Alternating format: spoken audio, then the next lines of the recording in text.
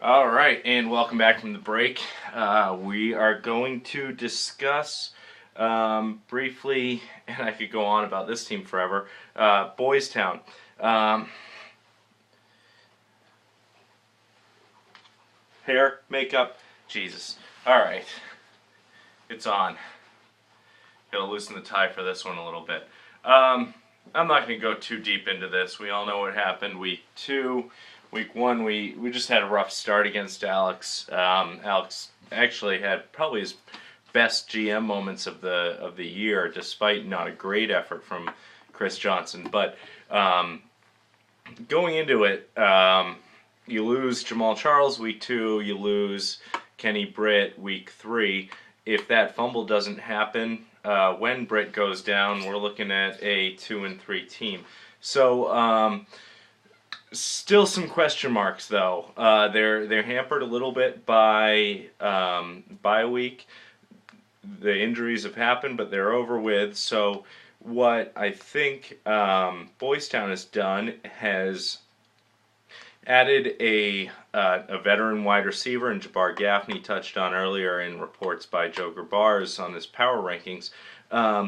And what I think you'll expect from this team going against the Brian Hoy's team is you've got a quarterback in Tony Romo who, other than the week against the Redskins when he was really hurting from the broken rib, was 25 plus points a game fantasy wise. So you've got him and Des Bryant, who this is the first time he's been healthy since he played the Jets in week 1, and then he's been about 85% since then. So he says he's 100%. We'll see what happens, but against the Patriots secondary, that could be some big points. You do have Miles Austin back, who might vulture a few scores from him. So we'll see what happens there. They're going to rely on those two. And then what can you say about Jimmy Graham?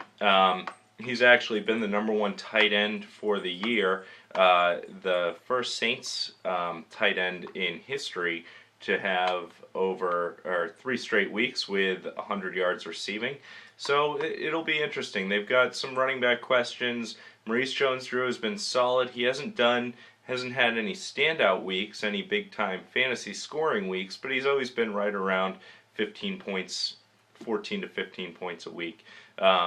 So it'll be interesting to see what happens. They need a good week from either D'Angelo Williams or James Starks, and that's sort of been the story of their season. So if one of those two guys can go off, then they should be okay for this week, and they should be looking at 2-4 heading into matchups against number 1 team Fart Noises and number 4 team Chance of Flurries. Interesting to note, their matchup with Fart Noises, they will be without Brady and Welker, and